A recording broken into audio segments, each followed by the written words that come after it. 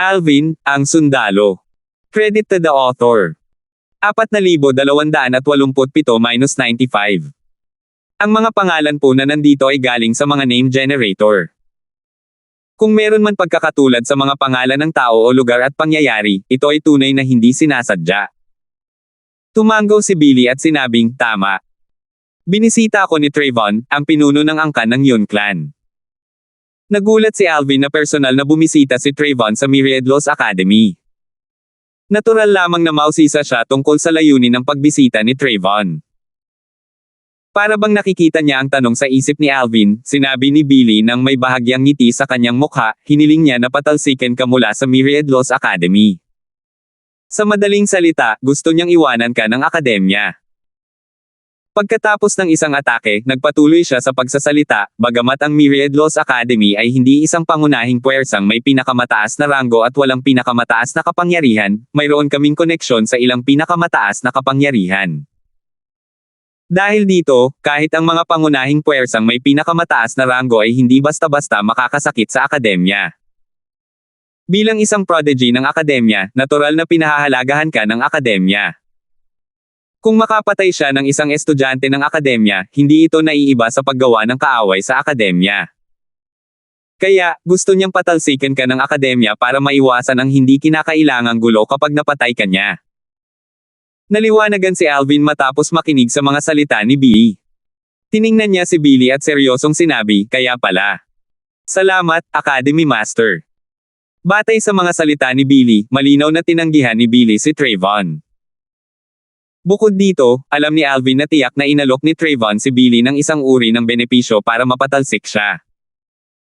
Dahil dito, labis siyang nagpapasalamat kay Billy at may utang na loob siya kay Billy. Masyado kang magalang, umiling si Billy at sinabing, huwag mong isipin na may utang ka sa akin. Ginawa ko ang tama. Kung patatalsikin kita dahil kay Trayvon, tiyak na puputulan ng paksayo ng Inner Palace ang ugnayan sa akademya. Naging seryoso ang ekspresyon ni Billy nang banggitin niya ang pangkat ng Inner Palace. Nagpatuloy siya sa pagsasabi, marahil, maaaring magtaka kayo kung bakit malakas ang pangkat ng Inner Palace ngunit malayo sa Myriad Laws Academy.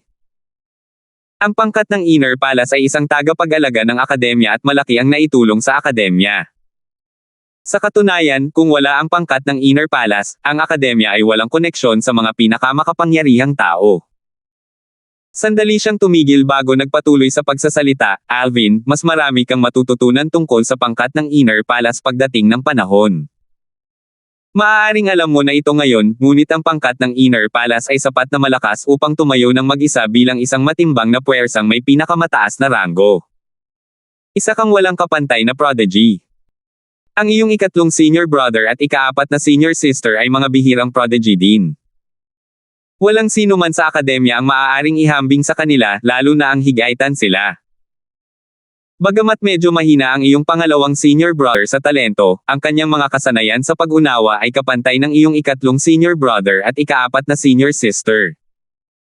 Pagkatapos, nariyan ang iyong panganay na senior sister. Walang nagdududa sa kanyang mga kakayahan.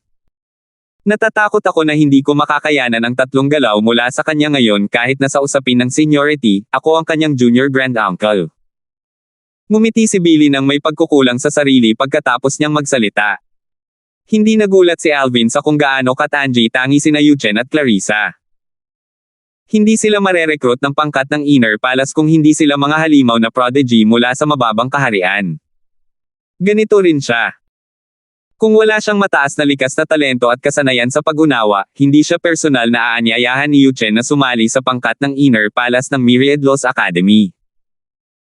Gayunpaman, kahit na ilang beses nang narinig ang tungkol sa kanyang panganay na senior sister, nabigla pa rin si Alvin nang magsalita si Billy tungkol sa kanyang panganay na senior sister.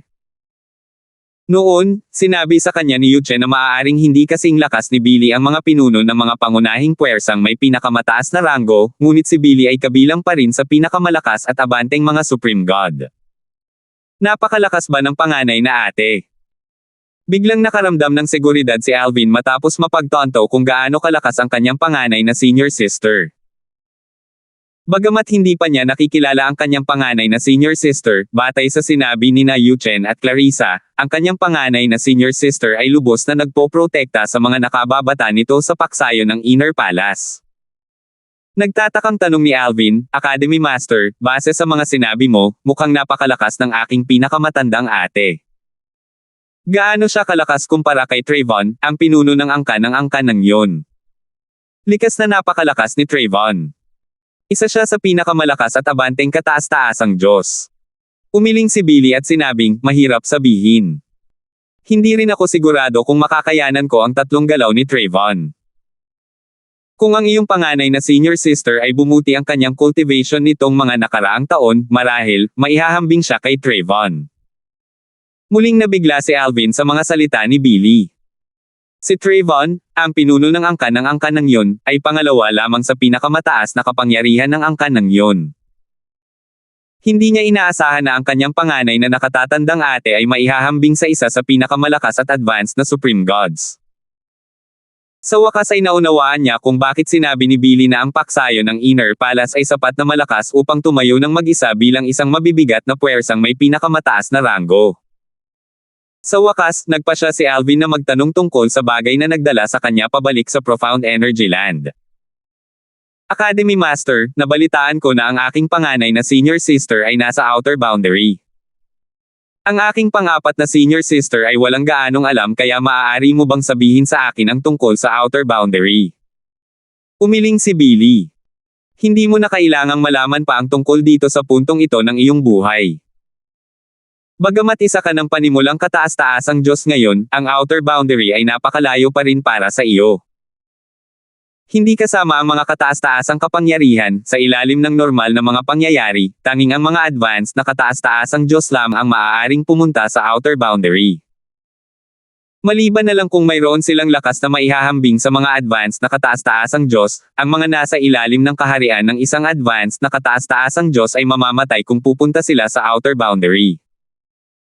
Nang makita ni Billy ang nag-aalab na kuryosidad at pananibik sa mga mata ni Alvin, sinabi niya, kung talagang mausisa ka, sasabihin ko sa iyo ang tungkol dito. Sana ay hindi ka nito mapahamak. Sa halip, sana ay lalo ka nitong mahikayat na umangat sa mas mataas na antas. Hindi lang ang Diyos na sumusuway sa mundo ang mundo.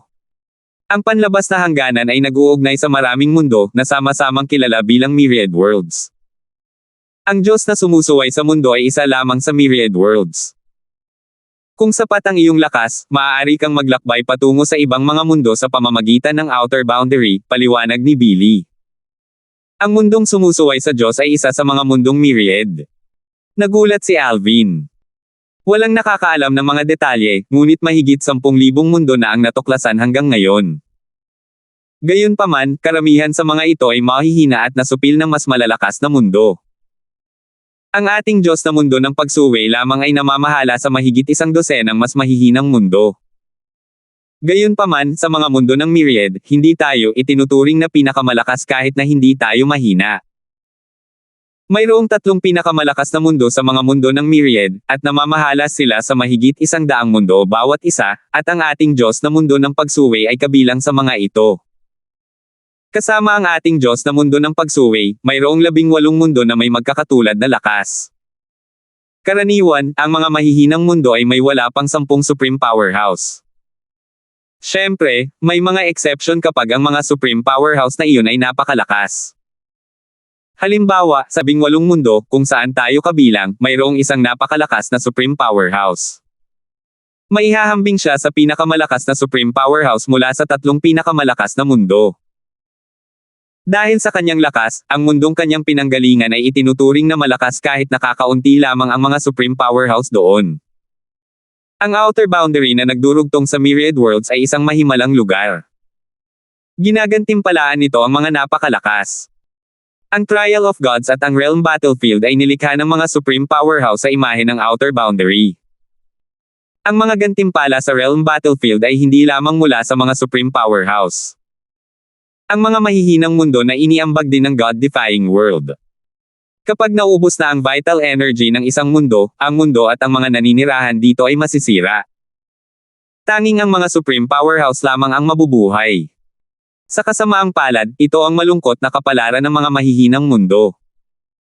Dapat tayong magpasalamat na ang God-defying world ay hindi isa sa mga ito. Kung hindi, maliban kung tayo ay maging supreme powerhouse o makilala ang isang supreme powerhouse, hindi tayo makakataka sa kamatayan kapag nagwakas ang mundo.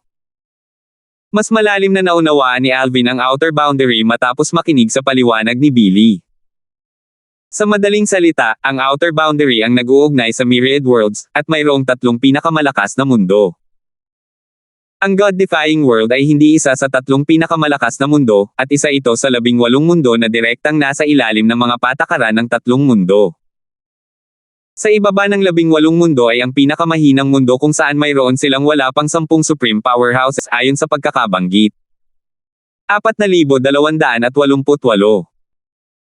Biglang may naalala si Alvin, at hindi niya maiwasang magtanong, Academy Master, sinabi mo ba na ang ating God-defying world ay kabilang sa 18 mundo sa ilalim ng tatlong pinakamalakas na mundo? Hindi maiwasan ni Alvin na isipin ang 18 realms of God sa God-defying world. Nagkataon lang ba ang bilang na iyon? Patuloy na nagtanong si Alvin, mayroong 18 kaharian ng mga Diyos sa ating mundo, at ganito na ito noon pa man. May kinalaman ba ito sa 18 mundo? Tumanggaw si Billy. Oo. Ang 18 mundo ay mas mahina kaysa sa tatlong pinakamalakas na mundo. Kaya naman, kailangan nating magtulungan upang ipagtanggol ang sarili laban sa tatlong pinakamalakas na mundo. Matagal ng panahon ang nakalipas, nagsimulang gamitin ng 18 mundo ang kanilang mahahalagang enerhiya upang lumikha ng isang pormasayon na magpoprotekta sa atin mula sa tatlong pinakamalakas na mundo. Sa parehong paraan, ang 18 realms of God sa God-defying world ay lumilikha ng isang pormasayon upang protektahan ang God-defying world. Bahagyang kumunat ang noo ni Alvin. Dahil ang 18 mundo ay nagtulungan upang lumikha ng isang formation upang bantayan ang tatlong pinakamalakas na mundo, bakit kailangan pang lumikha ng isang hiwalay na formation upang protektahan ang God-defying world? Kung ang God-defying world ay inaatake, ang iba pang 17 mundo ay hindi basta tatabi at walang gagawin, tama ba? Sandali na tumigil si Alvin. Pagkatapos, nanlaki ang kanyang mga mata bago siya napasigaw, maaari bang, mabilis niyang hininaan ang kanyang boses at sinabi kay Billy, maaari bang mayroong tunggalian sa pagitan ng 18 mundo? Tumingin si Billy kay Alvin na may ekspresyon ng pagsang-ayon bago tumango. Tama. Ang 18 mundo ay may tunggalian sa isa't isa. Gayunpaman, hindi ito masyadong malala. Sa anumang kaso, matututunan mo pa ang tungkol dito pagkatapos mong maging isang advanced Supreme God at isang tagapag-alaga ng God-defying world. Kahit ipaliwanag ko pa ito sa iyo ngayon, may posibilidad na hindi mo pa rin maiintindihan ang sitwasyon. Isa ka ng panimulang Supreme God, at imposibleng maunawaan mo ang mga bagay na may kaugnayan sa isang mas mataas na antas. Tama si Alvin na mayroong tunggalian sa pagitan ng 18 mundo. Gayunpaman, hindi ito isang malaking problema at hindi nakaapekto sa kanilang pagsisikap na ipagtanggol ang kanilang sarili laban sa tatlong pinakamalakas na mundo. Normal lang na magkaroon ng mga tunggalian sa pagitan ng mga tao, at kapag nahaharap sa isang karaniwang kaaway, karaniwan din para sa mga tao na isantabi ang kanilang mga hindi pagkakaunawaan at magsama-sama. Naging mausisa rin si Alvin tungkol sa 81 Devata Realms, at ipinaliwanag ni Subilay na ang 81 Devata Realms ay nagkataon lamang. Noong una, mayroong mahigit 100 Devata Realms, ngunit sa paglipas ng panahon, 81 Devata Realms na lamang ang natitira. Ang mga Devata Realm at ang mga mundong kaharian ay hindi nilikha ng mga tao. Sila at ang kanilang mga naninirahan ay natural na nabuo ng Diyos na sumusuway sa mundo at umunlad kasabay ng paglipas ng panahon. Ang ilang Devata Realm ay orihinal na mga mundong kaharian noong unang panahon. Hindi pa ito naririnig ni Alvin noon, ngunit hindi siya masyadong nagulat dahil hindi naman ito imposible. Ngumiti si Billy at sinabing, ano man iyon. Ang pinakamahalagang bagay para sa iyo ngayon ay ang gumawa ng pangalan para sa iyong sarili sa magulong rehiyon. Pinakamabuti kung mauna ka sa mga pangunahing kataas-taasang Diyos sa maunlad na magulong rehiyon. Dahil dyan, tiyak na mapapansin ka ng mga kataas-taasang makapangyarihang Diyos, at ang ilan sa kanila ay maaaring mag-abot pa ng tulong sa iyo. Bago ka lumago sa iyong potensyal, mahalagang magkaroon ka ng suporta ng isang kataas-taasang makapangyarihang Diyos. Naisip ni Alvin ang panahong nasa isang lihim na kaharian siya na para lamang sa isang tao kung saan muntik na niyang mapatay si Yoren.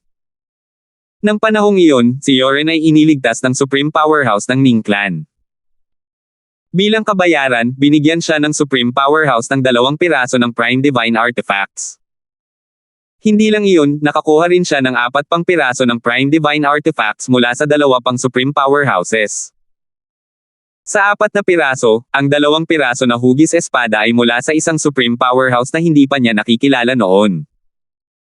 Ibinigay ba sa akin ng 2 Supreme Powerhouse ang mga piraso ng Prime Divine Artifacts dahil nakita nila ang potensyal ko? Sa wakas ay natanto ni Alvin na ang 2 Supreme Powerhouse ay nagbigay sa kanya ng mga piraso ng Prime Divine Artifacts dahil nakita nila ang kanyang potensyal. Ang mga piraso ay parang mga pamumuhunan. Kapag lumago na siya sa kanyang potensyal, makakatulong siya sa 2 Supreme Powerhouse.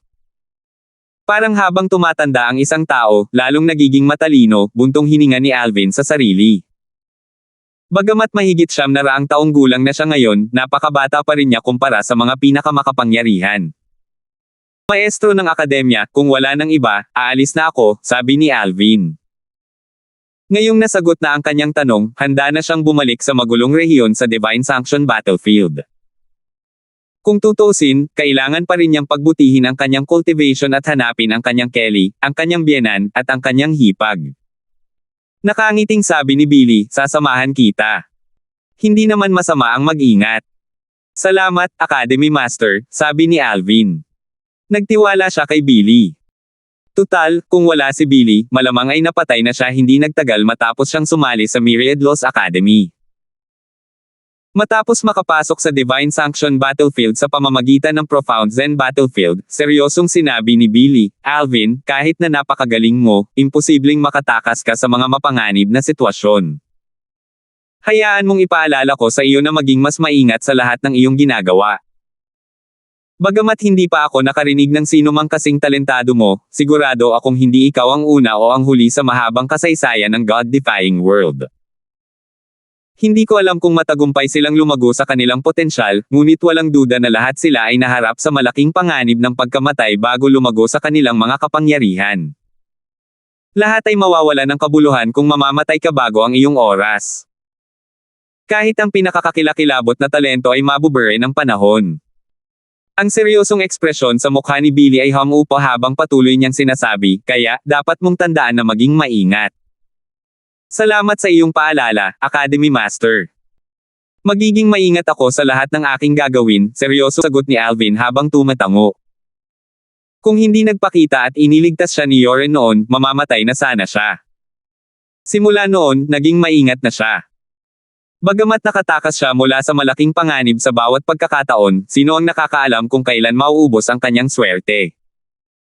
Palam, sabi ni Billy bago siya umalis habang lumuluha, naiwan ang isang bagay na hugis kutsilyo na may nakakakilabot na aura. Ito ay... Nanlaki ang mga mata ni Alvin sa gulat. Lumingon siya kay Billy, ngunit nawala na si Billy. Isang piraso ng Prime Divine Artifact, emosyonal na bumantong hininga si Alvin. Nakikita niya na ang piraso ng Prime Divine Artifact ay napakahalaga kay Billy at malamang na ito lang ang tanging nasa pag-aari ni Billy. Tutal, hindi lahat ng Advanced Supreme Gods ay nagtataglay ng mga piraso ng Prime Divine Artifact maliban na lang kung kabilang ang mga ito sa pinakamalakas. Hindi mahirap hulaan na si Billy, na mas mahina kaysa kay Trayvon at sa kanyang panganay na senior sister, ay isa lang ang hawak niya. May utang na loob pa ako sa kanya, umiling si Alvin habang itinatabi ang piraso ng Prime Divine Artifact. Ito ang kanyang ika-8 piraso ng Prime Divine Artifact. Kailangan ko ng 2 pang piraso bago masimulan ng aking 7 Orifices Exquisite Sword ang pagbabago nito tungo sa isang Prime Divine Artifact. Sa oras na iyon, lalakas din ako, at maaaring maihahambing ako sa isang Top Intermediate Supreme God hanggat wala siyang pagmamayari ng isang Prime Divine Artifact. Maaari ko pa nga siyang talunin, nag-alab ang mga mata ni Alvin sa pananabik. Sige, pumunta na tayo sa magulong rehiyon. Si Alvin, na nasa labas ng magulong rehiyon sa Divine Sanction Battlefield, ay hindi nag-aksaya ng oras at bumalik sa Divine Offering Land sa pamamagitan ng isang base camp bago muling pumasok sa Divine Sanction Battlefield. Pagkatapos nito, mabilis siyang nagtungo sa magulong rehiyon. Di nagtagal pagkarating ni Alvin sa magulong rehiyon, dumaan siya sa isang lambak. Bigla, isang alon ng enerhiya ang dumaloy patungo kay Alvin. Matapos maramdaman ang enerhiya, nawalan siya ng imak. Napili siyang maging bantay pinto sa isang lihim na kaharian muli. Tiyak na hindi taga-banal na lupain ng mga handog ang mga humahamon. Iniisip ko kung taga-sanction land sila o isa sa apat na iba pang realms of gods. 4,289. Pamilyar si Alvin sa sitwasyon dahil naranasan na niya ito noon. Dati, siya at ang ilang tao mula sa Divine Offering Land ay inilipat sa isang lihim na kaharian upang maging mga gatekeeper para sa isang antas. Noong panahong iyon, ang mga naghahaman mula sa Sanction Land ay lubos na may kumpiyansa, at ipinagmalaki pa nila ang pagpatay kay Alvin at sa iba pa. Sa huli, mag-isa niyang pinatay ang mga naghahaman mula sa Sanction Land at tinulungan ang mga tao mula sa Divine Offering Land na makatakas sa kamatayan. Ngayon, walang ideya si Alvin kung sino ang makakaharap niya sa lihim na kaharian. Ang tanging sigurado lang siya ay ang iba pang mga bantay pinto ay dapat ding nagmula sa banal na lupain ng mga alay. Tutal, nakapasok siya sa Divine Sanction Battlefield mula sa banal na lupain ng mga alay at itinuturing na nagmula sa banal na lupain ng mga alay. Tungkol naman sa mga humahamon, dapat silang nagmula sa isa sa 5 kaharian ng mga Diyos, na lumikha ng magulong rehiyon. Swoosh! Matapos mawala ang kadiliman, natuklasan ni Alvin na siya ay nakalutang sa ibabaw ng isang glacier. Ang kanyang banal na enerhiya na nananatili sa ibabaw ng kanyang balat ay madaling hamarang sa nakapandidiring lamig sa paligid. Di nagtagal, nakita niya ang 6 na tao na sunod-sunod na lumilitaw, at lahat sila ay may madilim na ekspresyon sa kanilang mga mukha. Galit na sabi ng isang lalaking nasa katanghaliang gulang, "Sus Mariosep. Napili na naman ako bilang bantay pinto." Umiling ang isang matandang lalaki at sinabing, "Walang saysay ang magreklamo. Dapat tayong magsanib puwersa at talunin ang mga humahamon. Makakaalis tayo ng ligtas sa lihim na kaharian kapag natalo natin sila." Tama siya. Kailangan nating magsanib puwersa para mabuhay. Sabi ng isa pang lalaking nasa katanghaliang gulang. Tumango naman ang mga natitira bilang pagsang-ayon. Nanatiling tahimik si Alvin habang tumangala sa unahan. Isang grupo ng 7 tao ang nakatitig kay Alvin at sa iba pa.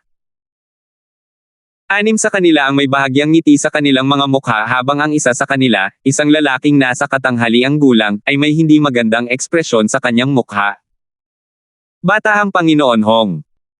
Sa oras na ito, napansin ng isa sa mga tao mula sa kalabang grupo na may mali. Kanina, ang mayabang na apo ng isang napakalakas na tao ay kalmado, ngunit ngayon ay madilim na ang kanyang ekspresyon. Sabay-sabay na lumingon ang 5 iba pa mula sa kalabang grupo upang tingnan ang apo ng isang napakalakas na grupo. Young Master Hong, maaari ka bang may kilala sa kanila? Young Master Hong, kaaway mo ba siya? Kung gayon, magsanib sa tayo at patayin siya. Batahang Panginoon Hong. Ang lalaking nasa katanghaliang gulang ay hindi ang pinakamalakas sa grupo mula sa Scalang Riverland, ngunit lahat ay magalang sa kanya dahil apo siya ng isang napakalakas na tao at magalang na tinawag siyang yung Master Hong. Nakakatuwang isipin. Napapangiting sabi ni Alvin sa sarili. Hindi niya inaasahan na makakatagpo niya si Zanjo sa lihim na kaharian na ito. Si Zanjo ang taong nagdala ng mahigit 12 mga Intermediate Supreme God para patayin siya noon. Mamamatay na sana siya kung hindi dahil sa napapanahong pagdating ni Yorian. Napansin din ng mga tao mula sa lupain ng banal na alay na may mali, at lumingon sila kay Alvin. Siya si Alvin mula sa Myriad Laws Academy ng Profound Energy Land, sabi ni Zanjo sa oras na ito, ibinunyag ang pagkakakilanlan ng binata na nakasuot ng lila, na pawang mga direktang inapo ng mga supreme powerhouses na gustong patayin. Ang presensya ni Alvin ay natural na nakaapekto sa personal na interes ng mga inapo ng mga pinakamakapangyarihang tao. Naiinggit din sila sa kanyang mataas na likas na talento at kasanayan sa pag-unawa. Kung tutuusin, hindi sila maihahambing sa isang mababang uri mula sa mababang kaharian. Samantala, ang mga tao mula sa Scaling Riverland ay nagulat sa mga sinabi ni Zanjo. Alvin. Ang halimaw na iyon mula sa Myriad Laws Academy ng Profound Energy Land. Siya ang bagong panimulang kataas-taasang Diyos na may kakayahang pumatay ng karamihan sa mga nasa gitnang kataas-taasang Diyos, tama ba? Siya ba yan? Sabay-sabay na naging hindi magandang tingnan ang ekspresyon ng anim na lalaki mula sa Scaling Riverland. Terra. Sa sumunod na sandali, nakita ng anim na lalaki mula sa Scaling Riverland ang isang portal na lumilitaw sa itaas ni Zanjo. Malinaw na balak umalis ni Zanjo nang walang laban. Wala ni isa sa kanila ang tumutol dito, at sa isang iglap, isang portal ang lumitaw sa itaas ng bawat isa sa kanila bago silang pito ay naglaho sa ere. Samantala, ang mga tao mula sa grupo ni Alvin ay nalito sa biglaang pangyayaring ito. Nakatayo sila ng medyo malayo kaya hindi nila narinig ang usapan ng kalabang grupo. Alam lamang nila na umalis ang kalabang grupo dahil sa binata sa kanilang grupo na nakasuot ng lila. Maya-maya, nanlaki ang mga mata ng matanda bago siya napasigaw, "Teka! Siya ba ang halimaw na iyon, si Alvin, mula sa Profound Energy Land?" Nabalitaan kong pumasok si Alvin sa Divine Sanction Battlefield bilang miyembro ng Divine Offering Land. Nabalitaan kong laging nakasuot ng lilang roba si Alvin, at mayroon siyang pares ng kilay na nagpapamukha sa kanya na matapang. Angkop sa paglalarawan ang binata na ito. Bahagyang kinakabahan ang makikita sa mga mata ng matanda habang nakatingin kay Alvin. Hindi siya maaaring si Alvin, di ba? Tanungin mo siya, at malalaman natin. Gusto sanang tanungin ng anim si Alvin ngunit nag-aalangan sila. Sa wakas, bahagyang ngumiti si Alvin at sinabing, "Tama. Ako si Alvin." Inaasahan na ni Alvin na susuko at aalis si Zanjo at ang iba pa. Maaari sana niyang patayin si Zanjo ng mas maaga at pigilan itong umalis gamit ang kanyang teleportation profundity. Gayunpaman, kung papatayin niya si Zanjo, kailangan niyang patayin hindi lamang ang lahat mula sa Scaling Riverland kundi pati na rin ang lahat mula sa Divine Offering Land. Kung hindi, magiging problema kung ang balita tungkol sa pagpatay niya kay Zanjo ay kumalat sa lolo ni Zanjo, na isang napakalakas na kapangyarihan. Hindi inisip ni Alvin na si Zanjo ay nagtataglay din ng isang life-saving Jade token kaya hindi na kailangang mag-alala tungkol sa isang supreme powerhouse na lilito na mamagitan sa laban. Napakahirap pinuhin ang mga life-saving Jade token, at kahit na si Zanjo ay minamahal ng kanyang lolo, si Zanjo ay hindi lamang ang apo. Ang mga life-saving Jade token ay karaniwang ibinibigay sa mga direktang inapo o mga taong pambihira at namumukod tangi tulad ni Yoren. Dati, nalaman ni Alvin na si Yoren ay walang kadugo sa pinakamataas na makapangyarihang angkan ng Ning. Gayunpaman, dahil sa pambihirang likas na talento ni Yoren, mas pinahahalagahan ng pinakamataas na makapangyarihang angkan ng Ning si Yoren kaysa sa kanyang mga direktang inapo. Sa pangkalahatan, ang pinakamataas na makapangyarihang angkan ay maraming inapo. Ang pinakamataas na makapangyarihang angkan lamang mula sa angkan ng Ning ay mayroon ng mahigit 100 anak. May isip lamang kung gaano karaming inapo ang mayroon siya. Gayunpaman, si Yoren, na hindi kadugo, ay lubos pa ring pinapaboran. Ito ay isang patunay ng lakas ni Yoren. Sayang naman at nakilala ko siya sa lihim na kaharian na ito, hinagpis ni Alvin sa loob-loob niya. Kung nakilala niya si Zanjo sa larangan ng digmaan ng kaharian, mas madali sana para sa kanya na itago ang katotohanan siya ang pumatay kay Zanjo. Hindi lamang ipinagbabawal ang komunikasyon sa larangan ng digmaan ng kaharian, kundi sigurado rin siyang imposible para sa mga kataas-taasang makapangyarihang nasasakupan ng larangan ng digmaan ng kaharian na bantayan ang lahat. Halos hindi mapapansin ng mga kataas-taasang makapangyarihang nasasakupan ang pagkamatay ng isang simpleng kataas-taasang Diyos. Sa kabaligtaran, kung papatayin ni Alvin si Zanjo sa lihim na kaharian na ito, mag-iiwan siya ng isang grupo ng mga saksi. Kahit na hindi personal na kumilos ang lolo ni Zanjo, malamang nakikilos ang kanyang mga tauhan para sa kanya. Dahil dito, nagpasya siyang huwag patayin si Zanjo upang maiwasan ang hindi kinakailangang gulo. Lalo na ang mga kataas-taasang makapangyarihang nilalang, imposibleng makatakas siya sa dalawang mas mataas na kataas-taasang Diyos. Bagamat kinasusuklaman niya si Zanjo, alam niyang kailangan niya maging matyaga upang mabuhay. Samantala, nagulat ang 6 na tao mula sa Divine Offering Land matapos kumpirmahin ni Alvin ang kanyang pagkakakilanlan. Ikaw talaga yan. Ikaw si Alvin. Alvin, ang galing mo talaga. Umalis silang lahat nang makilala kanila. Alvin, ligtas kaming nakaalis sa lihim na kaharian na ito dahil sa iyo. Salamat. Matapos magpasalamat ang mga tao mula sa lupain ng banal na alay kay Alvin, lahat sila ay inilipat palabas ng lihim na kaharian. Nang muling lumiwanag ang kadiliman, natagpuan ni Alvin ang kanyang sarili sa isang lambak. Nang tumangala siya, nakita niya ang isang lalaking sumusuntok sa pader ng bangin. Para bang sinusubukan ng lalaki na gumawa ng kuweba para maging kanlungan. Hindi nagtagal matapos lumitaw si Alvin, natuklasan ng lalaki ang presensya ni Alvin, at laking gulat niya. Namutla ang kanyang mukha habang nauutol na sinasabi, ay imposible. Paano ito naging posible? Nagulat din si Alvin. Napakalaking pagkakataon. Mahimalang inilipat si Alvin sa lugar kung saan naroon si Zanjo matapos niyang lisanin ang lihim na kaharian. 4,270. Nagtitigan sina Alvin at Zanjo sa isa't isa na may gulat, pagkamangha, at hindi makapaniwala. Pagkaraan ng ilang sandali, malamig na kumislap ang mga mata ni Alvin habang may bahid ng takot na lumitaw sa kaibuturan ng mga mata ni Zanjo. Sa sandaling ito, wala na ang kaabangan ni Zanjo na taglay niya noong unang beses niyang nakilala si Alvin.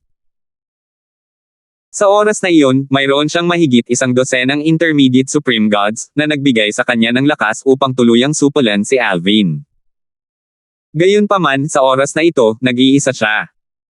Kahit na nandito pa ang 6 na iba pang tao mula sa Scalang Riverland sa sandaling ito, hindi niya inakalang makakayanan niya si Alvin. Nang makitang paparating na si Alvin, mabilis na pinilit ni Zanjo na ngumiti at sinabing, Alvin, wala akong sama ng loob sa iyo. Sinubukan lang kitang patayin dati dahil sinusulan ako ng aking nakatatandang kapatid na disipulo ng aking lolo. Umaasa siyang mapabilang sa nangungunang 3 sa mga pangunahing ranggo ng Supreme God sa maunlad at magulong rehiyon kaya hiniling niya sa akin na tulungan siyang harapin ka. Si Zanjo, na lubos na nakadama sa balak pumatay ni Alvin, ay nagsimulang magpumiglas upang mabuhay. Hindi na kailangang sabihin, ang nakatatandang kapatid na binanggit niya ay isang ganap na kathang-isip lamang upang payapain si Alvin. Sa tingin mo ba maniniwala ako sa iyo? Malamig na ngumiti si Alvin. Bagamat sa tingin niya ay hindi ka panipaniwala ang pagkakataong iyon, natural lang na wala siyang balak na pakawalan si Zanjo. Isa itong kamangha-manghang pagkakataon. Kung hindi niya ito susunggaban, malamang na hindi na siya bibigyan ng ganitong pagkakataon muli. Kahit na hindi ito nagkataon lamang at inayos ng isang tao, wala pa rin siyang balak na pakawalan si Zanjo. Tanging isang supreme powerhouse lamang ang makakaayos ng ganitong bagay. Kung talagang inayos ito ng isang supreme powerhouse, nangangahulugan ito na malamang na walang magandang relasyon ang supreme powerhouse sa lolo ni Zanjo. Tutal, ginawa ng Supreme Powerhouse ang lahat para ayusin ang pagkikita nila ni Zanjo. Nang makitang hindi gumana ang kanyang malumanay na pamamaraan kay Alvin, muling nagbago ang ekspresyon ni Zanjo. Nag-alangan siyang lumipat sa isang matigas na pamamaraan. Matigas man o mahinang pamamaraan, hindi mahalaga kung kaya niya itong mabuhay. Sinabi niya sa mahina at nagbabantang boses, Alvin. Kung maglalakas loob kang patayin ako, tiyak na hindi ka pababayaan ng lolo ko. Huwag mong kalimutan na ang lolo ko ay isang napakalakas na kapangyarihan. Kung gusto kanyang patayin, mas madali ito kaysa sa pagpatay ng isang langgam. Napangiti na lang si Alvin nang marinig niya ang mga nagbabantang salita ni Zanjo. Sabi niya, Zanjo, kung papatayin kita ngayon, sa tingin mo ba malalaman ng lolo mo na ako ang may gawa nito? Pagkatapos ng isang katahimikan, nagpatuloy si Alvin sa pagsasalita, paano kung ganito? Bakit hindi mo gamitin ang life-saving jade token na ibinigay niya sa iyo? Tiyak na atras ako sa sandaling lumitaw ang manifestasyon ng iyong lolo. Ano sa palagay mo? Hindi na niya kailangang kumilos at mag-alala tungkol sa paglabag sa mga patakaran ng realm battlefield. Kailangan lang niyang magpakita. Tiyak na actress ako bilang paggalang sa isang supreme powerhouse. Lalong lumawak ang ngiti ni Alvin habang nagsasalita siya. Tiwala siyang walang hawak na jade token na nakapagliligtas ng buhay si Zanjo. Ikaw. Namula ang mukha ni Zanjo sa galit. Bagamat mahal na mahal siya ng kanyang lolo, wala siyang hawak na mahalagang jade token na iligtas buhay. Sa katunayan, siya na ang nagkusa na humingi nito ilang taon na ang nakalilipas, ngunit sa huli ay pinagalitan siya ng kanyang lolo. Kasabay nito, sa isang tagong lugar na hindi kalayuan kina Alvin at Zanjo. Isang matandang lalaki ang lumitaw at nagtanong, ayos lang ba talaga ito? Gusto mong tulungan si Alvin na maghiganti, pero natatakot ako na kung malaman ito ni Old Ghost Hong, hindi niya ito bibitawan. Kung narinig ni Alvin ang boses na ito, makikilala niya sana ito. Pag-aari ito ng Supreme Powerhouse na tumulong sa Supreme Powerhouse ng Ning Clan at isa pang Supreme Powerhouse na ibigay sa kanya ang mga piraso ng Prime Divine Artifacts. Hindi nagpakita ang matanda nang kausapin niya si Alvin kaya ang boses niya ay nag-iwan ng malalim na impresyon kay Alvin. Kung tutuusin, ito ang unang pagkakataon na kinausap siya ng isang napakalakas na tao. Isang binata na may eleganteng tindig na nakatayo sa tabi ng matanda, ay walang pakialam at may kumpiyansang nagsabi, paano kung alam niya? Kapareha ko ba siya? Sabi ng matanda nang may ngiti na parang pilyo, lahat tayo ay nasa iisang panig. Hindi ba't mas mabuting iwasan ang alitan kung maaari? Hanggat hindi mo binabanggit ang bagay na ito, hindi niya kailanman malalaman ang tungkol dito. Siyempre, depende rin iyon kung maganda ang mood ko o hindi. Walang pakialam na sagot ng binata. Umiling ang matanda nang walang magawa. Pagkatapos, nagtanong siya ng may kuryosidad, dati, binigyan mo na siya ng 2 piraso ng pangunahing banal na artifact. Hindi pa ba sapat iyon? Bakit mo siya naisip ang tulungan na maghiganti? Kumislap ang mga mata ng binata nang marinig ang mga salitang ito.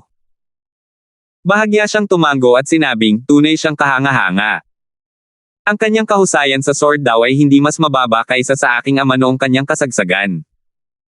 Sa katunayan, mas malakas pa ito kaysa sa akin. Kapag ang isang tulad niya ay naging isang supreme powerhouse, ang Iron Sword ay muling lilito sa outer boundary ng God-defying world. Nang marinig ang mga salitang Iron Sword, naging seryoso ang ekspresyon ng matandang lalaki. Ang Iron Sword ay isang titulong ibinibigay sa isang maalamat na figure. Namatay siya matapos pumatay ng ilang makapangyarihang tao na sumalakay sa God-defying world, at ang kanyang sakripisyo ang nagbigay daan sa God-defying world na magtagumpay sa labanan. Naunawaan din ng maalamat na figurang iyon ang batas ng kalawakan at ang sword daw. Siya ang pinakamalakas na sword cultivator sa God-defying world. Ang maalamat na figurang iyon ang ama ng binata. Sa oras na ito, tila may naisip ang matanda, at nanlaki ang kanyang mga mata. Siya, huwag mong sabihin sa akin na may kinalaman si Alvin sa disipulo ng iyong ama. Naisip ng matandang lalaki kung paano rin napagtagumpayan ng binata na nakasuot ng lila ang sword daw. Sumulyap ang binata sa matanda at sinabing, matanda, sinusundan mo ba ako? Nang marinig ang mga salitang ito, lumiwanag ang mga mata ng matanda at nagtanong, may connection ba? Pagkatapos, mabilis niyang idinagdag, kung sinusundan kita, matutuklasan mo sana ako. Sabihin mo sa akin. Anong koneksyon mayroon si Alvin sa disipulo ng iyong ama? Nagniningning sa kuryosidad ang mga mata ng matanda habang nakatingin sa binata. Tiningnan ng binata ang lilang figure sa malayo bago mahinahong sinabi, siya ang disipulo ng aking nakababatang kapatid. Ang kanyang sword daw ay nagmula sa aking nakababatang kapatid. Ang nakababatang kapatid ng binata ay disipulo ng kanyang ama. Ano? Gulat na bulalas ng matanda, disipulo siya ng nakababata mong kapatid. Nang mapagtonto niya ito, bumulong ang matanda, hindi nakakapagtaka, hindi nakakapagtaka. Hindi nakakapagtaka na masyado mo siyang pinapansin. Ibinigay mo pa nga sa kanya ang apo ni matandang Tohong. Lumalabas na siya pala ang nakababata mong pamangkin. Hindi alam ni Alvin na mayroon na siyang nakababatang tiyuhin na isang napakalakas na kapangyarihan. Nagtanong ang matanda, naisip mo na ba ang posibilidad na hindi siya gagawa ng aksyon laban sa apo ni matandang Ghost Hong dahil natatakot siya kay matandang Ghost Hong? Walang pakialam na ngumiti ang binata at sinabing, hindi mahalaga. Binigyan ko na siya ng pagkakataong ito, kung ano ang gagawin niya rito ay nasa kanya na ang lahat. Gayunpaman, kung hahayaan niyang sayangin ang pagkakataong ito, lilikha lamang siya ng gulo para sa kanyang sarili sa hinaharap. Tutal, hindi ko naman siya kayang protektahan sa lahat ng oras. Pagkatapos ng maikling paghinto, sinabi niya, gayunpaman, naniniwala akong susunggaban niya ang pagkakataong ito. Puno ng kumpiyansa ang mga mata ng binata nang tumingin siya kay Alvin. Hindi pinansin ni Alvin ang matigas at mahinahong paglapit ni Zanjo.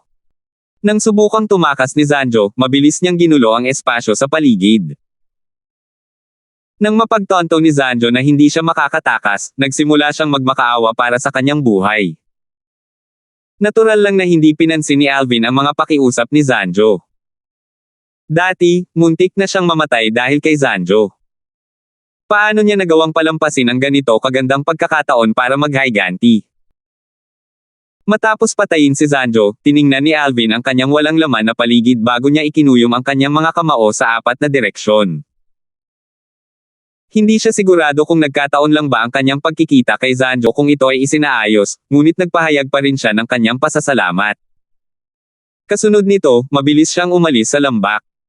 Mukhang naintindihan na niya, sabi ng matanda. Hindi siya tanga, sabi ng binata na may bahagyang ngiti, marahil, maituturing na nagkataon lang na magkita sila ni Zanjo sa lihim na kaharian. Gayunpaman, masyadong katawa-tawa na magkita muli sila ni Zanjo pagkatapos umalis sa lihim na kaharian. Ang ganitong pagkakataon ay hindi imposible, ngunit napakabihirang mangyari. Malamang na hindi siya lubos na sigurado, ngunit mas naniniwala siyang may nakialam. Lumawak ang ngiti ng binata habang patuloy na sinasabi, sa anumang kaso, maganda ang kanyang swerte. Nagkataon lang na ang lihim na kaharian na pinagdalhan sa kanya ay nasa ating lugar. Ikaw. Umiling ang matanda at sinabing, sa loob ng 900 taon na pinangangasiwaan natin ang lugar na ito, ikaw ang pinakamadalas ngumiti ngayon. Kumusta? Malamang masaya ka na ngayon na nagkaroon ka ng nakababatang kapatid at nakababatang pamangkin. Tutal, nag-iisa ka pa ring tinatahak ang landas hanggang ngayon. 4,271. Matanda, ngayon ko lang napagtanto na madaldal ka pala, sabi ng binata habang sumusulyap sa matanda. Ngumiti ang matanda. Aba, kakaiba talaga ang ugali mo ngayon. Anyway, nakilala mo ba ang nakababata mong kapatid? Umiling ang binata. Hindi ako makikialam sa kanyang paglalakbay kaya hindi ko siya makikilala hanggat hindi siya nagiging isang napakalakas na makapangyarihan. Sabi ng matanda nang may bahagyang ngiti sa kanyang mukha, gayunpaman, batay sa iyong pagkatao, sa palagay ko ay imposibleng baliwalain mo siya. Tutal, minana niya ang pamana ng iyong ama. Paano siya magiging isang ordinaryong tao? Bukod dito, sinabi mo lang na ang kanyang nakamit sa sword daw ay maihahambing sa iyo. Iyon ang dahilan kung bakit siya ang pinili ng iyong ama. Posible na ang malalim na pag-unawa sa sword daw ay isa sa mga kinakailangan upang mabuksan ang pamana ng iyan sword na iniwan ng iyong ama. Matandang lalaki, parang pamilyar ka sa aking ama. Gayunpaman, hindi ko pa siya narinig na binanggit ka noong nabubuhay pa siya, sabi ng binata habang nakatingin sa matanda ng may mapang-uyam na tingin. Nang makilala ang Ian Sword sa God-defying world, isa lamang akong walang kwentang tao. Kahit hindi ako isang sword cultivator, ang iyong ama ang aking idolo. Kumislap ang mga mata ng binata habang nagtanong, ibig sabihin ba nito ay nilapitan mo ako dahil sa aking ama? Nahihiyang ngumiti ang matanda. Siguro. Hindi alam ng binata na ang isa sa mga pinakamakapangyarihang nilalang na sumalakay sa mundo ng mga Diyos na sumusuway at napatay ng kanyang ama ay ang kaaway ng matanda. Noong nakaraan, pinatay ng kaaway ng matanda ang kanyang Panginoon na nagpalaki at nag-aral sa kanya. Dahil dito, nagpapasalamat siya sa ama ng binata sa paghihiganti sa kanyang Panginoon. Natural lamang na hindi napansin ni Alvin ang presensya ng dalawang pinakamakapangyarihang tao at hindi rin niya alam na napanood ng dalawa ang pagpatay niya kay Zanjo. Ang tanging ipinagpalagay niya lang ay hindi nagkataon ang pangalawang pagkikita nila ni Zanjo. Napakaliit ng posibilidad na nagkataon lang talaga iyon. Hindi na kailangang sabihin pa, hindi kailanman mahuhulaan ni Alvin na ang Supreme Powerhouse na tumulong sa kanya ay anak ng Supreme Powerhouse na ang pamana ay nakuha ni Bert Ing, ang kanyang amo. Walang kaalam-alam sina Bert Ing at Alvin tungkol sa kanilang koneksyon sa kataas-taasang makapangyarihang nilalang. Marami pa namang natitirang oras. Dapat akong mag-ipon ng mas maraming merito sa labanan para makapagbukas ng isang lihim na kaharian. Mas madaling makakuha ng mga gantimpala at kayamanan sa isang lihim na kaharian kumpara sa magulong rehiyon. Tanging mga simpleng kataas-taasang Diyos lamang ang makakasama ko sa lihim na kaharian. Nangangahulugan ito na lahat ng kanilang merito sa labanan ay magiging akin. Dahil sa lakas ni Alvin ngayon, natural na mas malakas siya kaysa sa lahat ng mga simpleng kataas-taasang Diyos. Maging si Yoren, ang dating pinakamalakas na prodigy sa mundo ng mga sumusuway sa Diyos, ay natalo sa kanya sa isang lihim na kaharian na may iisang tao. Kung makakaharap muli ni Alvin si Yoren sa isang lihim na kaharian, wala siyang balak na labanan si Yoren. Sa kabaligtaran, atras siya at hahayaan si Yoren na makuha ang mga benepisyo. Tutal, nailigtas na ni Yoren ang buhay niya noon, at hindi siya yung tipo ng taong gagamit ng masamang hangarin para gantihan ang kabaitan. Patuloy na naglibot si Alvin sa magulong rehiyon. Batay sa aral na natutunan niya, hindi siya nagtagal sa isang lugar. Dahil dito, mahirap para sa iba na mahanap siya. Bukod pa rito, napakalawak ng magulong rehiyon. Maliban na lang kung hahanapin siya ng lahat sa magulong rehiyon, halos imposibleng mahanap siya. 5 taon ang lumipas. Nakaipon si Alvin ng maraming merito sa labanan sa paglipas ng mga taon. Pagkatapos noon, hindi siya nagatubiling gamitin ang kalahati ng kanyang mga merito sa labanan upang magbukas ng isang lihim na kaharian na binubuo ng maraming tao. Para maging tumpak, pinili niyang magbukas ng isang lihim na kaharian na kayang tumanggap ng 10 tao, isang Deca Secret Realm. 10 tao rin ang pinakamataas na bilang ng mga taong kayang tumanggap ng isang lihim na kaharian. Hindi na kailangang sabihin pa, kinailangan niyang maghintay para sa 10 tao na gamitin ang kanilang mga merito sa labanan upang mabuksan ang Deca Secret Realm bago siya makapasok. Maaari na lang akong maghintay sa ngayon. Alam ni Alvin na kailangan niyang maghintay ng matagal bago matupad ang kinakailangan at makapasok sa Deca Secret Realm. Ang pamamaraang ito ay lubhang nakakaubos ng oras. Mas mabilis sana ito kung sumama siya sa isang grupo ng 7 o 8 tao na may sapat na kakayahan sa labanan upang mabuksan ang isang Deca Secret na kaharian. Magpapatuloy ako sa pagkolekta ng mga merito sa labanan sa ngayon. Matapos gamitin ang kanyang mga merito sa labanan upang buksan ang lihim na kaharian, hindi na niya kailangang manatili sa isang lugar. Hanggat nananatili siya sa magulong rehiyon, ang pasukan sa lihim na kaharian ay lilito malapit sa kanya kapag binuksan na ng 9 na iba pang tao ang lihim na kaharian gamit ang kanilang mga merito sa labanan. Kung ako ay nasa Divine Sanction Battlefield, aabutin ng kahit ilang dekada hanggang 100 taon para lang makaipon ng sapat na battle merits para mabuksan isang Deca Secret Realm. Tutal, 2 Realms of Gods lang naman ang nasa Divine Sanction Battlefield. Sa kabilang banda, may mga tao naman mula sa 6 na Realms of God sa magulong rehiyon. Sa tingin ko, ilang dekada na lang ang kailangan kong hintayin bago ako makapasok sa Deca Secret Realm. Napakatyaga ni Alvin. Hindi naging problema para sa kanya ang maghintay ng ilang dekada bago makapasok sa lihim na kaharian. Gayunpaman, hindi niya alam na bago niya binuksan ang lihim na kaharian, 6 na iba pang tao ang nakapagbukas na ng lihim na kaharian. Siya ang ika-7 taong nakagawa nito. Dahil dito, 4 na taon pa lamang ang nakalipas nang yumanig ang kawalan sa paligid niya at lumitaw ang isang mahiwagang portal. Nang lumitaw ang mahiwagang portal, kaka-teleport lang ni Alvin para harangan ang isang tao mula sa Scaling Riverland.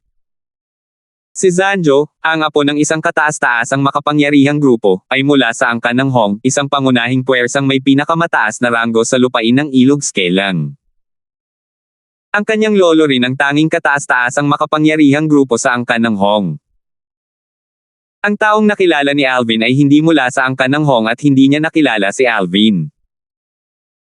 Ngumisi siya nang makita ang mahiwagang portal malapit kay Alvin at sinabing, ikaw ang unang nag-udyok sa akin.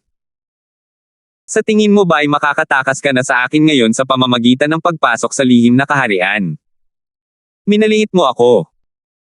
Pinag-iisipan pa rin ni Alvin kung papasok ba siya sa lihim na kaharian o papatayin muna ang simpleng kataas-taasang Diyos na nasa harap niya nang may dumaang malakas na hangin. Kasunod nito, ang panimulang kataas-taasang Diyos mula sa lupain ng ilog Scalang ay lumitaw at tumayo sa pagitan ni Alvin at ng portal, mahigpit na hinaharangan ang daan ni Alvin. Hindi tulad ni Alvin, na-stabilize na niya ang kanyang cultivation, ngunit katulad ni Alvin, ang kanyang pinakamalakas na batas ay ang batas ng kalawakan. Ginamit niya ang teleportation profundity upang harangan ang daan ni Alvin. Ang taong mula sa Scalang Riverland ay isang matangkad at matipunong lalaking nasa katanghaliang gulang.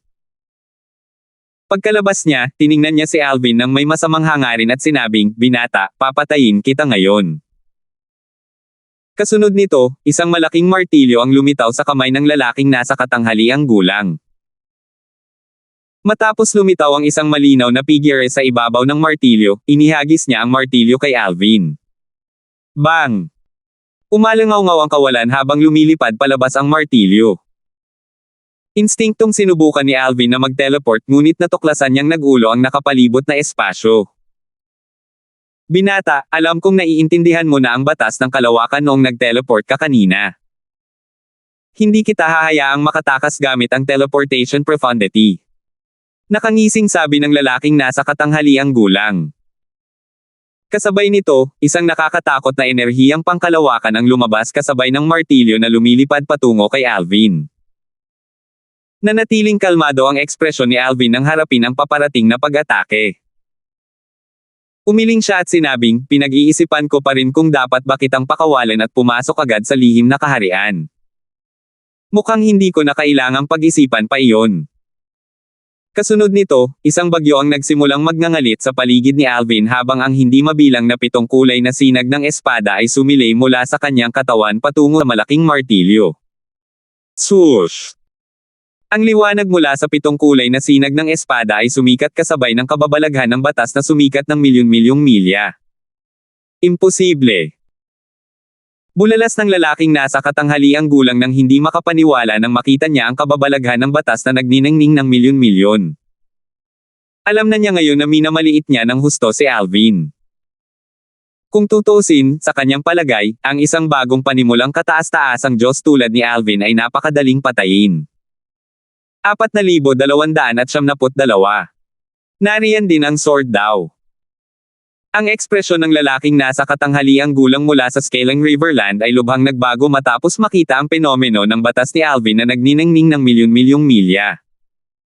Nang makita niyang madaling napigilan ng mga sinag ng espada ni Alvin ang kanyang atake, muling nagbago ang kanyang ekspresyon. Nabigla siya. Hindi lamang naunawaan ni Alvin ang batas ng kalawakan hanggang sa puntong maaari itong magpakita ng isang penomeno na nagniningning ng milyon-milyon, kundi naunawaan din ni Alvin ang sword daw, isa sa 4 na daw ng langit at lupa. Ang kanyang pag-unawa sa batas ng kalawakan ay malayong nahuhuli kay Alvin, at hindi niya naunawaan ang alinman sa 4 na daw ng langit at lupa. Ang tanging kalamangan niya ay ang kanyang matatag na cultivation base, ngunit nawala na ang kalamangan. Paano niya hindi makita na si Alvin ay isang napakalakas na rudimentaryong kataas-taasang Diyos na kayang kapantay ng mga intermediate na kataas-taasang Diyos sa sandaling ito? Maihahalin tulad siya sa mga panggit ng kataas-taasang Diyos. Nanlaki ang mga mata ng lalaking nasa katanghaliang gulang nang may pumasok na ideya sa kanyang isipan, at napasigaw siya, ay ikaw si Alvin. Sa wakas ay naalala ng lalaking nasa katanghaliang gulang ang napakalaking payak na kataas-taasang Diyos sa magulong rehiyon na madaling makapatay sa karamihan ng mga nasa gitnang kataas-taasang Diyos. May mga bulong-bulungan na ang kabilang panig ay maihahambing sa isang nasa gitnang kataas-taasang Diyos. Hindi napigilan ng lalaking nasa katanghaliang gulang ang magdalamhati sa kanyang malas matapos mapagtanto na nakasalubong niya si Alvin. Oo. Ako si Alvin, walang ekspresyong sagot ni Alvin habang sinisira ng mga sinag ng kanyang espada ang higanteng martilyo at binaril patungo sa lalaking nasa katanghaliang gulang. Malaki ang ipinagbago ng ekspresyon ng lalaking nasa katanghaliang gulang habang dali-dali siyang umatras. Hindi na niya magawang mag-teleport palayo. Kasabay nito, nagmakaawa siya, "Young Master Darfield, huwag mo na akong pabayaan. Patawarin mo ako sa hindi ko pagkilala sa iyo." Alam ng lalaking nasa katanghaliang gulang na kung balak siyang patayin ni Alvin, wala siyang paraan para makatakas sa kamatayan. "Binigyan kita ng pagkakataon, pero hindi mo ito pinahalagahan," walang pakialam na sabi ni Alvin. Bumilis ang 7 kulay na sinag ng espada nang biglang humina ang boses ni Alvin. Bago pa man makapagsalita muli ang lalaking nasa katanghaliang gulang, madaling dumaan ang mga sinag ng espada sa bagyo at tumagos sa kanya. Ang mga mata ng lalaking nasa katanghaliang gulang ay puno ng kawalan ng pag-asa at panghihinayang bago siya namatay. Matapos itago ni Alvin ang kitang-kitang banal na artifact ng lalaking nasa katanghaliang gulang, mabilis siyang pumasok sa portal. "Hindi ko inaasahan na makapasok ako sa Deca Secret Realm sa loob lamang ng 4 na taon. Sino kaya ang ibang mga tao? Ang iba ay kailangang lahat ay mula sa lupain ng banal na alay o mga grupo ng mga tao na may parehong bilang mula sa ibang kaharian ng mga Diyos. Ito ay isang tuntunin sa magulong rehiyon. Ang mga pumasok sa Deca Secret Realm ay alinman sa lahat mula sa iisang Realm of Gods o dalawang grupo ng 5 mula sa dalawang magkaibang Realms of Gods. Hindi tulad ng mga Deca Secret Realm, ang iba pang mga multi-person Secret Realm ay magdadala lamang ng mga tao mula sa parehong mga Secret Realm, hindi kasama ang mga Gatekeeper. Pinili ni Alvin na magbukas ng isang Deca Secret Realm dahil ang pagbubukas ng isa pang multi-person Secret Realm ay mas matagal dahil matagal bago makaipon ng sapat na battle merits ang mga tao mula sa parehong Realm of Gods para mabuksan ang Secret Realm. Ang mga pumiling magbukas ng isang Deca Secret Realm ay karaniwang makapangyarihan. Tutal, ang pagbubukas ng isang Deca Secret Realm ay nangangailangan ng napakaraming merito sa labanan. Hindi na kailangang sabihin, ang mga pumapasok sa Deca Secret Realm kasama si Alvin ngayon ay mga pangunahing rudimentary Supreme Gods na may kakayahang talunin ang mahihinang Intermediate Supreme Gods. Sa kasamaang palad, hindi nila alam na may isang halimaw sa kanila. Swoosh! Matapos mawala ang dilim, natuklasan ni Alvin na siya ay dinala sa isang malawak na kapatagan sa lihim na kaharian. Sinuyod niya ang kanyang mga mata sa paligid, at mabilis niyang natagpuan ang 4 na tao. Nakatayo ang 4 na tao nang nakatalikod kay Alvin habang nakatitig sa malayo. Lumipad si Alvin ng mas mataas at nakakita ng 5 tao pang nakatayo sa malayong kalangitan. Parang may mga tao rito mula sa dalawang magkaibang kaharian ng mga Diyos. Ang Deca Secret Realm na binuksan ni Alvin ay nangangailangan ng mga tao mula sa magkabilang grupo na magtulungan sa halip na magpatayan. Gayunpaman, ang tiwala ay natural na isang malaking isyo kapag ito ay tungkol sa mga tao mula sa dalawang magkaibang Realms of Gods. Sa pagkakataong ito, isang lalaking nasa katanghaliang gulang ang lumingon at sinenyasan si Alvin. Sabi niya, "Kapatid, nandito ka. Galing tayo sa lupain ng banal na alay." Ang 5 lalaking iyon ay tila galing sa lupain ng banal na ilog. Natural lamang na narinig ni Alvin ang tungkol sa Divine Riverland. Isa ito sa 6 na Realms of Gods, kasama ang Divine Offering Land at ang Sanction Land, na lumikha ng magulong rehiyon. Nang makitang medyo masigasig ang lalaking nasa katanghaliang gulang, lumipad si Alvin upang tumayo kasama ang grupo mula sa banal na lupain ng mga alay. Gayunpaman, nanatili pa rin siyang bahagyang lumayo. Bagamat silang 5 ay mula sa lupang banal na alay, lahat sila ay nanatili sa kaunting distansya mula sa isa't isa. Tutal, sila ay mga estranghero kahit na lahat sila ay nagmula sa lupang banal na alay. Kaya naman, walang sino man ang nakakita ng kakaiba sa pagiging mapagmatsyag ni Alvin. Sa pagkakataong ito, isang matandang lalaki ang nagtanong, "Anong nangyayari?" Nang lumitaw ang matandang lalaki, narito na ang 3 lalaki mula sa lupain ng banal na alay, at lumitaw si Alvin kasunod niya. Isang mukhang ordinaryong binata na nakasuot ng simpleng roba ang nagtanong, "Kaka-rating lang namin kamakailan. Ano ang plano? Dapat ba kaming makipagtulungan sa kanila, o dapat ba kaming mag-isa?" Nanatiling tahimik si Alvin. Ano man ang kanilang desisyon, hindi ito gaanong makakaapekto sa kanya. Mikikialam lamang siya kung nais patayin ng 4 na lalaki ang grupo mula sa banal na lupain ng ilog. Tutal, ang grupo mula sa banal na lupain ng ilog ay malayang paggawa. Tutulungan nila siyang makapasa sa mga pagsubok sa lihim na kaharian na ito. Paparating na sila. Nang lumapit ang grupo mula sa Divine Riverland, tiningnan nila si Alvin at ang iba pa. Bagamat sikat na ngayon si Alvin sa magulong rehiyon at sa iba't ibang realms of gods, kakaunti pa lamang ang nakakita sa kanya noon. Malinaw na hindi siya nakilala ng 9 na iba pang tao sa lihim na kaharian. Kung hindi, imposibleng manatili silang kalmado. Sa oras na ito, isang matandang lalaki mula sa banal na lupain ng ilog ang nagsabi, "Lahat, sa palagay ko ay makabubuti para sa atin na magtulungan." Ang mga pagsubok sa Deca Secret Realm na ito ay maaaring maging madali sa simula, ngunit ang mga ito ay magiging mas mahirap pa.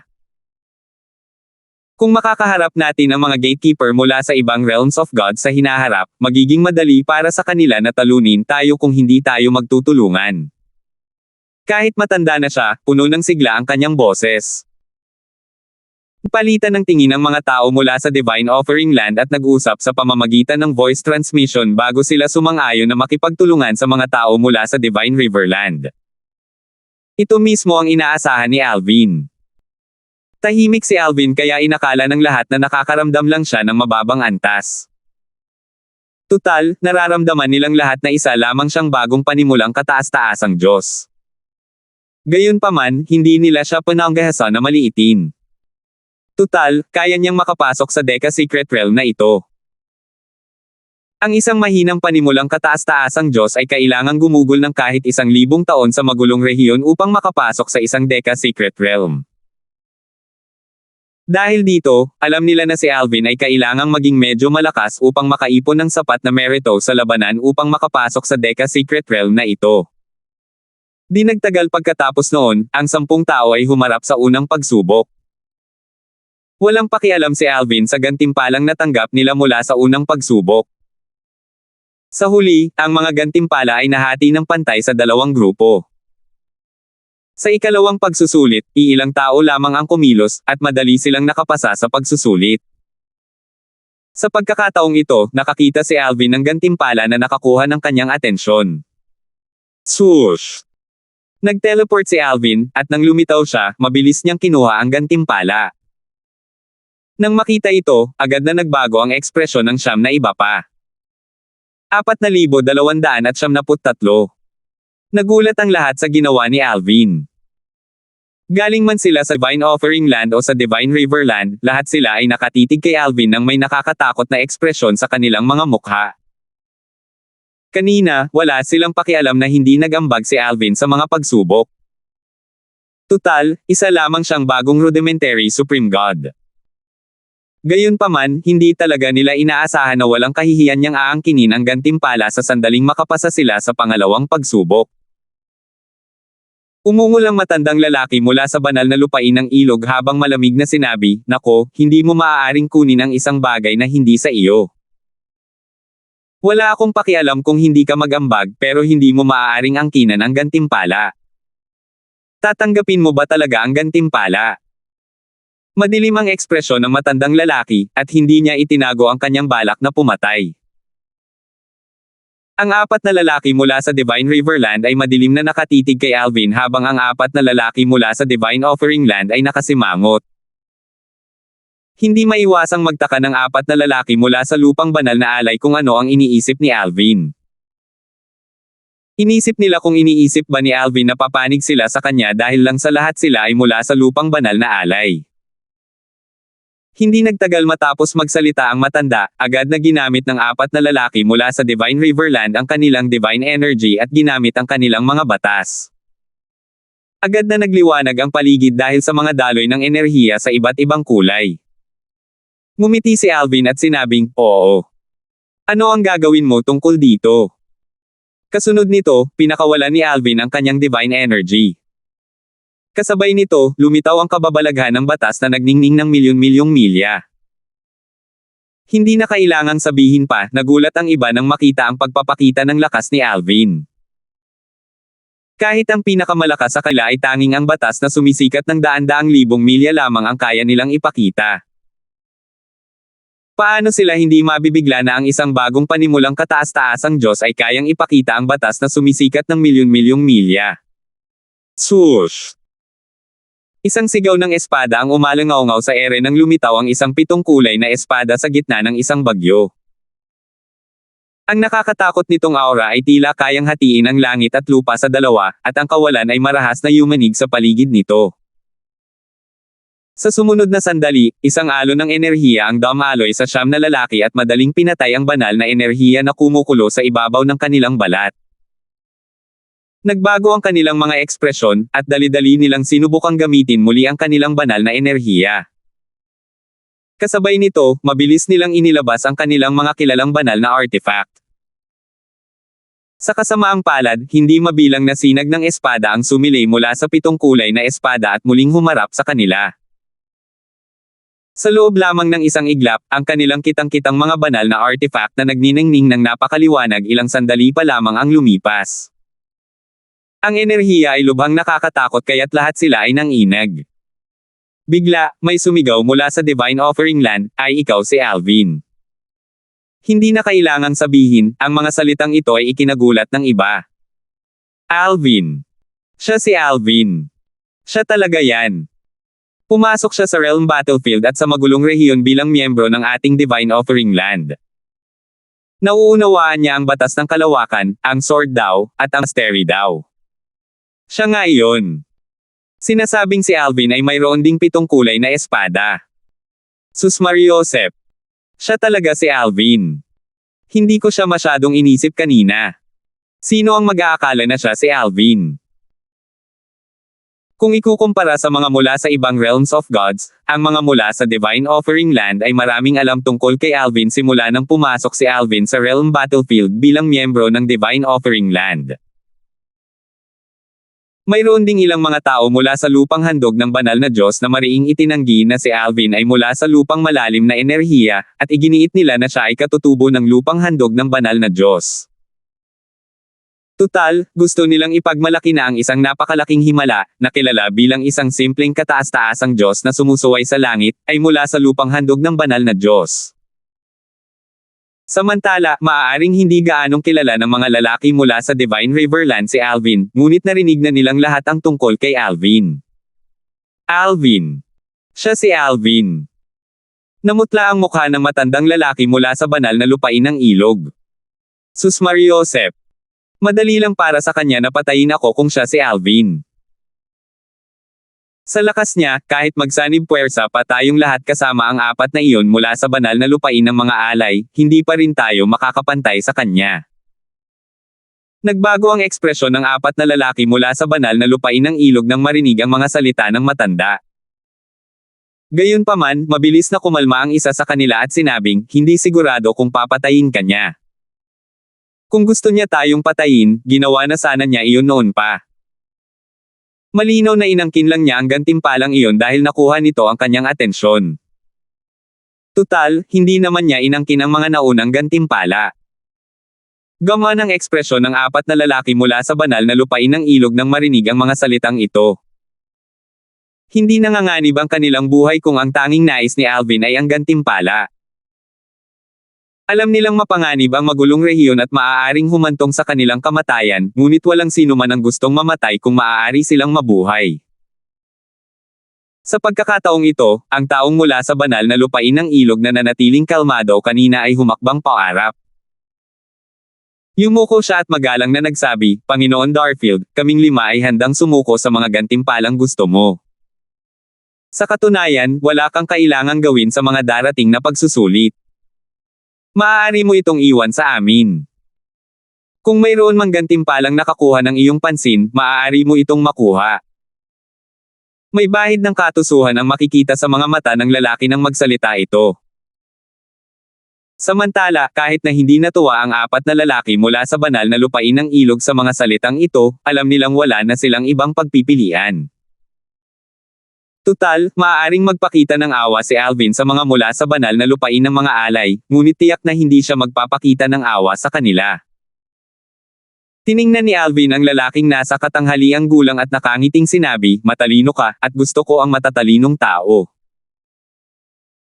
Hanggat ibinubuhos ng 5 sa inyo mula sa Divine Riverland ang lahat ng inyong pagsisikap upang makapasa sa mga paparating na pagsusulit, makakalabas kayo ng buhay sa lihim na kaharian.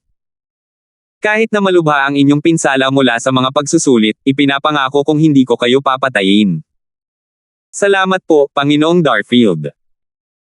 Bagamat wala pang 1,000 taong gulang si Alvin at mas bata pa sa kanilang mga inapo, walang nang ahas na maliitin siya. Tutal, siya ang isang taong tumalo kay Yoren, na dating pinakanatatanging batang prodigy sa God-defying world. Ang isang taong tulad ni Alvin ay tiyak na magiging isang supreme powerhouse hanggat hindi siya namamatay bago ang kanyang panahon. Samantala, ang mga ekspresyon ng mga kalalakihan mula sa lupain ng banal na alay matapos makinig sa pag-uusap ni na Alvin at ng mga kalalakihan mula sa lupain ng banal na ilog. Nangangahulugan ito na wala na rin silang ibang pagpipilian kundi hayaan si Alvin na angkinin ang mga gantimpalang gusto niya. Sa huli, ang lalaking nasa katanghaliang gulang na unang bumati kay Alvin kanina, ay ngumiti at nagsabi, "Panginoong Darfield, patawarin mo kami sa hindi mo pagkilala kanina. Natural lang na kaming apat ay handang maglingkod sa iyo. Hindi namin gagamutin ang mga gantimpalang gusto mo." Dahil ang 4 na lalaki mula sa lupain ng banal na alay ay naghahangad din ng pabor kay Alvin, ang panahon ni Alvin sa lihim na kaharian na ito ay parang isang personal na paglalakbay sa paghahanap ng kayamanan. Pagkatapos ng ilang ikot ng mga pagsubok, mapait na lamang ang nagawa ng 9 na lalaki habang halos nakuha na ni Alvin ang lahat ng gantimpala. Sa huli, ang ilan sa kanila ay ayaw man lang tumingin sa mga gantimpala para maiwasan ang pagkadismaya. Bagamat ang ilan sa mga gantimpala ay walang silbi kay Alvin, hindi ibig sabihin nito na wala rin itong silbi sa kanyang pamilya at mga kaibigan. Habang lumilipas ang panahon, si Alvin ay lalapit kapag kinakailangan at tutulungan ang iba na makapasa sa mga pagsusulit. Nakahinga ng maluwag ang 9 na lalaki habang pinapanood si Alvin. Natutuwa sila na hindi nila siya tinutulan kanina. Kung hindi, tiyak na mamamatay sila. Kasabay nito, hindi nila maiwasang magmura sa mga patakaran ng lihim na kaharian. Para makaalis, kailangan nilang sumang-ayon na umalis lahat ng 10. Kaya naman, maliban kung pumayag si Alvin na umalis, wala sa kanila ang maaaring umalis, at ang maaari na lang nilang gawin ay patuloy na tulungan si Alvin na makapasa sa mga pagsusulit. Ilang araw ang lumipas. Sa wakas ay natapos na ang mga pagsubok sa Deca Secret Realm. Madali nilang naipasa ang lahat ng mga pagsubok. Sa ilalim ng normal na mga pangyayari, ito ay isang tagumpay na karapat-dapat ipagdiwang, ngunit sa sandaling ito, ang 9 na lalaki ay wala sa mood ng pagdiriwang. Marami akong natamo sa pagkakataong ito. Dapat ay patuloy akong mag-ipon ng mga merito sa labanan at magbukas ng mga lihim na kaharian para sa maraming tao. Sana, magkaroon ulit ako ng mga taong magtatrabaho para sa akin. Si Alvin lang ang nasa magandang mood. Hindi niya pinansin ang madilim na ekspresyon sa mukha ng 9 na lalaki at sinabing may maliwanag na ngiti, "Sana magkita tayo muli sa isang lihim na kaharian." Sa loob-loob ng 9 na lalaki, nanumpa silang hindi na nila muling bubuksan ang isang lihim na kaharian na binubuo ng maraming tao. Sa kabaligtaran, si Alvin ay walang iniisip na magbukas ng isang lihim na kaharian para sa iisang tao at magtrabaho muli ng mag-isa matapos matikman ang saya ng isang lihim na kaharian para sa maraming tao. Mabilis na lumipas ang panahon, at sa panahong ito, malaki ang natamo ni Alvin mula sa ilang mga sekretong kaharian na binuksan niya para sa maraming tao. Umusad din ang kanyang cultivation, at papalapit na siya sa pagpapatatag ng kanyang cultivation base sa kaharian ng isang simpleng Supreme God. Higit sa lahat, ang maunlad at magulong rehiyon ay lilito anumang oras ngayon. Maaaring makilala ko ang ikatlong senior brother at ika-4 na senior sister sa maunlad at magulong rehiyon. Marahil, maaari ko ring makilala ang ikalawang senior brother na hindi ko pa nakikilala noon, naisip ni Alvin sa sarili. 4,274. Mabilis lumipas ang mga taon, at malaki ang napala ni Alvin sa mga taong iyon. Sa kabaligtaran, labis na nagdusa ang mga taong nakasalamuhan niya. Sus Mariosep. Kung papalarin ako at magiging mas malakas pa ako kaysa kay Alvin sa hinaharap, dudurugin ko siya ng pira-piraso. Nauuwi sa huli ang mababait na tao. Maton ang Alvin na yan. Halimaw si Alvin. Walang kamalay-malay si Alvin na minumura siya ng mga tao sa magulong rehiyon sa paglipas ng mga taon. Kumalat ng husto ang balita tungkol sa kanyang mga ginawa, at ang mga mapalad na hindi siya nakasalubong ay labis na nagpapasalamat. Kung hindi, ang mga merito sa labanan na kanilang pinaghirapan ay magiging walang kabuluhan.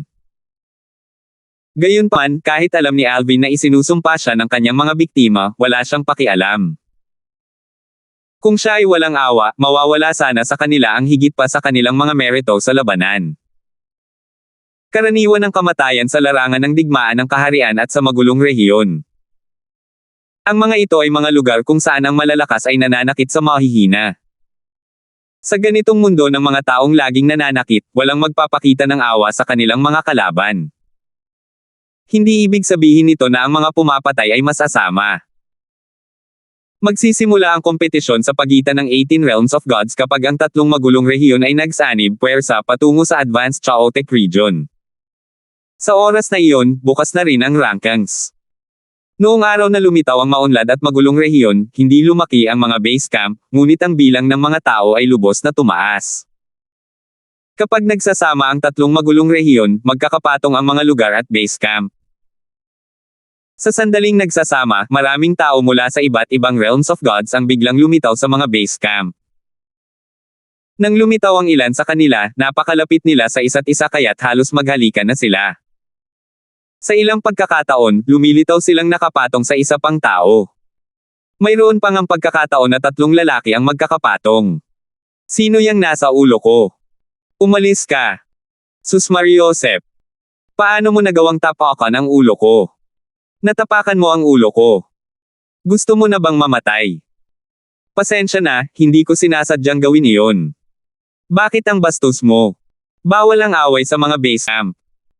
Bakit hindi ka kumilos kung may lakas ng loob ka? Sa tingin mo ba may pagpipilian ako? Ang mga makapangyarihang tao ang nagayos para mangyari ang mga bagay na iyon. Bakit hindi ka magreklamo sa kanila? Tunay nga, lahat ng ito ay inayos ng mga pinakamakapangyarihang tao. Sayang, hindi pa natin makita ang mga ranggo. Lilito lang ang mga ito sa kalangitan ng iba't ibang realm battlefields kapag nagsara na ang Advanced Chaotic Region. Magsasara ang maunlad at magulong rehiyon bago magsara ang realm battlefield, at sa oras na iyon, lilito ang mga ranggo sa kalangitan. Alam ng mga nakapasok sa top 10 ang kanilang ranggo, ngunit kailangan nilang suriin ang mga ranggo para makita kung sino pa ang nakapasok sa top 10. Pagkatapos nito, bibigyan sila ng naaayon na gantimpala. Ang kompetisyon ay magiging mas matindi kaysa dati. Ang dugo ay dadaloy na parang mga ilog sa maunlad at magulong rehiyon. Maraming tao ang bumaantong hininga nang maisip nila ang maunlad at magulong rehiyon. Dahil hindi lumaki ang mga base camp matapos ang pagsasama ng tatlong magulong rehiyon, natural lamang na naging lubhang siksikan ang mga base camp ngayong dumami na ang mga tao.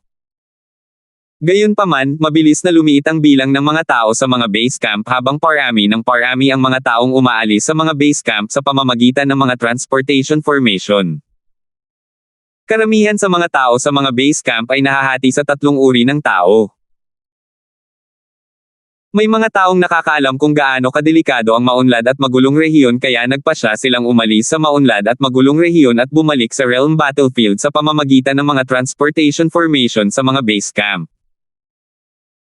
Hindi nakakagulat ang kanilang desisyon dahil ang kompetisyon ay magiging napakatindi ngayon dahil ang mga tao mula sa 18 Realms of Gods ay maglalaban-laban. Ang pangalawang uri ng tao ay iyong mga piniling manatili sa maunlad at magulong rehiyon. Alam nila na ang mas malaking panganib ay nangangahulugan ng mas malaking gantimpala. Handa silang isugal ang kanilang buhay sa paghahangad ng mas magagandang engkwentro. Kung sila ay makakaligtas, tiyak na malaki ang kanilang makukuha, at ang kanilang mga natamo ay maaaring makapagpabago pa ng kanilang buhay. Panghuli, ang ikatlong uri ng mga tao ay iyong mga piniling manatili sa mga base camp upang subaybayan muna ang sitwasyon sa maunlad na magulo na rehiyon. Kung ang maunlad na magulo na rehiyon ay mas malupit kaysa sa kanilang inaakala, aalis sila. Sa kabaligtaran, kung ang antas ng panganib ay nasa loob ng kanilang inaasahan, maglalakas loob silang lumabas ng mga base camp patungo sa maunlad na magulo na rehiyon upang makipagkompetensya sa iba mula sa iba't ibang realms of gods. Maraming tao ang umalis. Gayunpaman, sa palagay ko ay wala pang 20% na pagbaba sa bilang ng mga tao sa mga base camp. Mukhang mas marami ang mga taong piniling manatili at obserbahan ang sitwasyon. Hindi gaanong marami ang mga taong umalis sa mga base camp. Mananatili muna ako at pagmamasdan ang sitwasyon. Hinahangaan ko talaga ang mga naglakas loob na pumunta sa maunlad at magulong rehiyon. Sila ang naghahanda ng daan para sa atin. Maraming katulad na pag-uusap ang narinig ni Alvin sa base camp. Kalmado siya habang sinusundan ng ilang taong paalis na sa mga base camp. Dati, bago pa man lumitaw ang maunlad na magulong rehiyon, pumasok muna siya sa isang base camp. Ito ay upang maiwasan ang pakikipagtagpo sa isang maunlad na kataas-taasang Diyos sa maunlad na magulong rehiyon kapag hindi siya handa. Bagamat may parusa sa pagpatay sa mga kalaban na may mas mababang cultivation base, hindi ito mahalaga sa simula dahil lahat ay walang chaotic points. Hindi hinayaan ni Alvin na pigilan siya sa pag-alis ng base camp dahil sa kanyang takot sa mga matataas na kataas-taasang Diyos, at hindi siya nanatili sa base camp para obserbahan muna ang sitwasyon. Kung hahayaan niyang pigilan siya ng kanyang takot, wala nang saysay na manatili pa. Ngayong handa na siya, kahit na makasalubong niya ang mga matataas na kataas-taasang Diyos sa hinaharap, may pagkakataon pa rin siyang makatakas mula sa kanila. Mahalaga ang mga magulong puntos para umangat sa ranggo. Mahalaga pa rin ang mga merito sa labanan dahil kaya ko pa ring magbukas ng mga sikretong kaharian sa Advanced Chaotic Region. Nalalapat pa rin ang mga patakaran mula noon kahit na may mga bagong patakaran sa Advanced Chaotic Region. Dahil sa mga patakaran sa Advanced Chaotic Region, hindi basta-basta papatay ang mga tao, lalo na kapag nagsimula na silang makaipon ng mga chaotic points.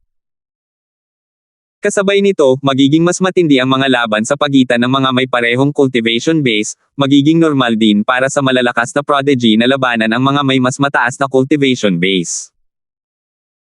Bago pumasok sa magulo na rehiyon, napagdesisyonan na ni Alvin na maghanap ng mga kalaban na nasa Intermediate Supreme Gods. Ang pagpatay sa mga Intermediate Supreme Gods ang pinakamabilis na paraan para makaipon siya ng mga magulo na puntos. Iniisip ko kung nagkaroon na ba ng malaking pagbabago si Yoren. Pagkatapos umalis sa base camp, inilabas ni Alvin ang kanyang Battle Merit Token mula sa kanyang Spatial Ring at natuklasan na natatakpan ito ng isang patong ng enerhiya. Kasunod nito, isa pang token ang dahan-daang nabuo sa tabi ng Battle Merit Token. Sinuri niya ang token gamit ang kanyang Divine Consciousness at natagpuan ang numero 0 na nagpapahiwatig ng bilang ng mga magulong punto na mayroon siya ngayon.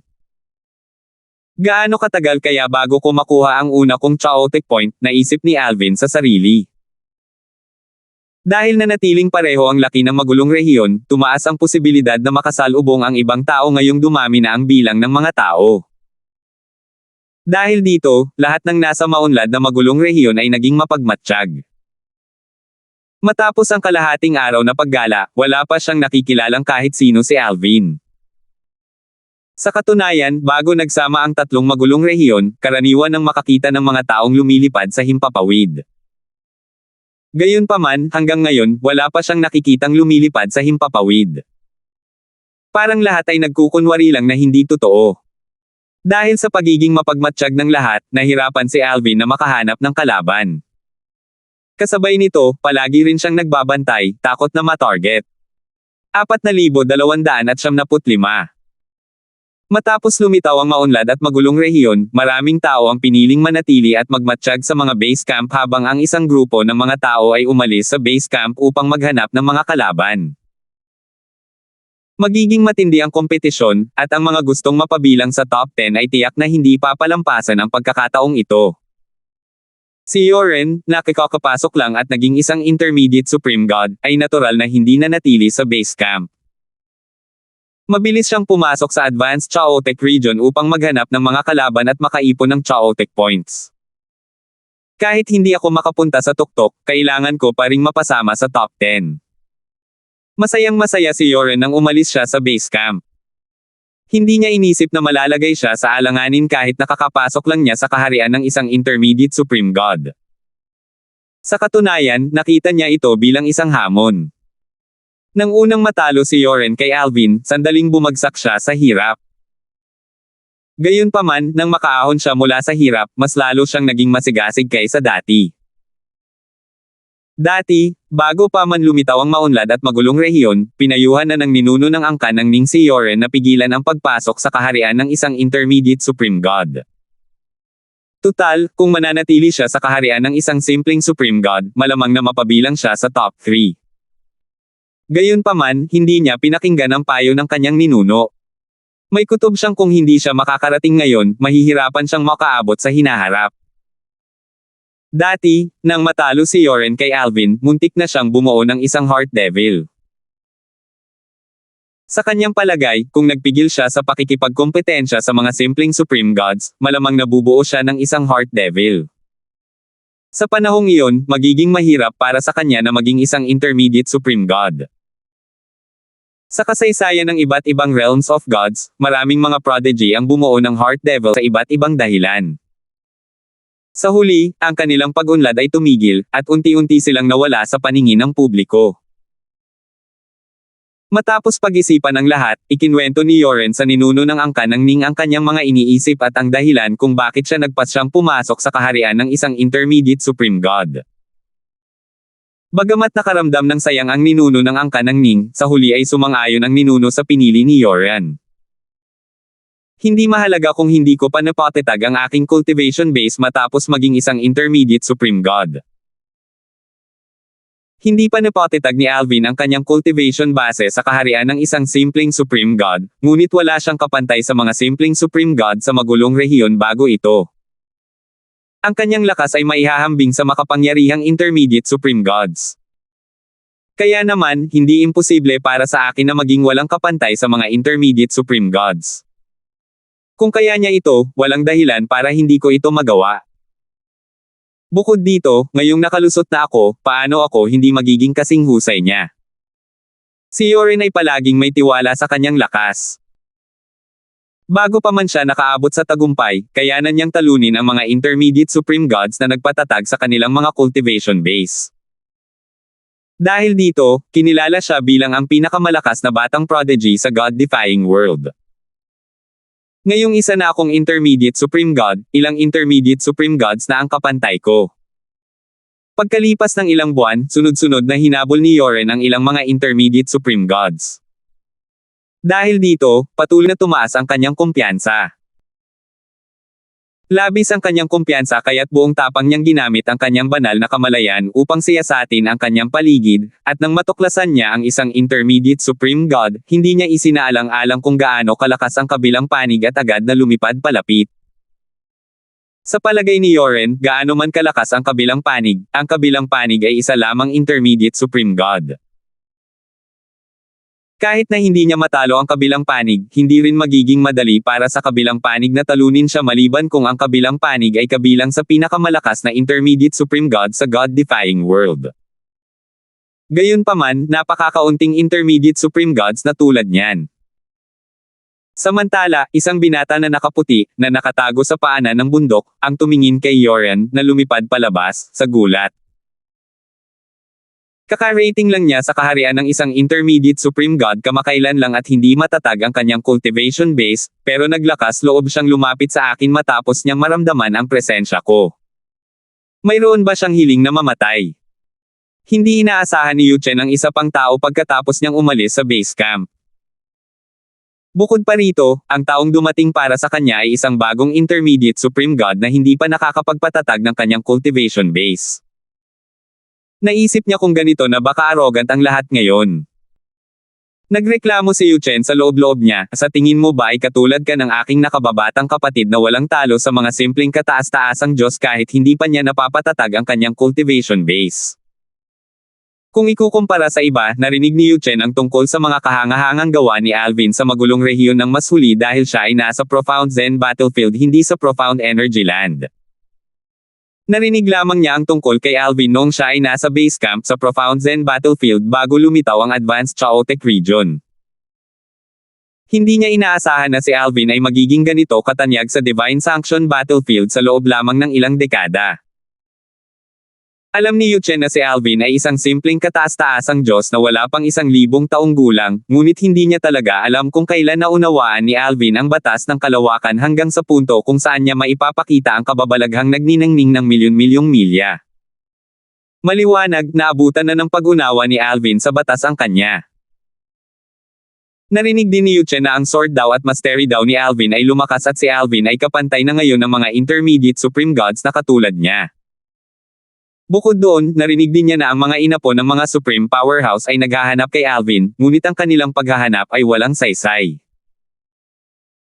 Matapos marinig ang tungkol kay Alvin, naramdaman ni Yu Chen na nakahanap siya ng kayamanan para sa pangkat ng Inner Palace ng Myriad Laws Academy. Matagal na niyang alam na ang kanyang nakababatang kapatid ay pambihira, ngunit hindi niya inaasahan na ang kanyang nakababatang kapatid ay magiging sikat ng ganito kabilis.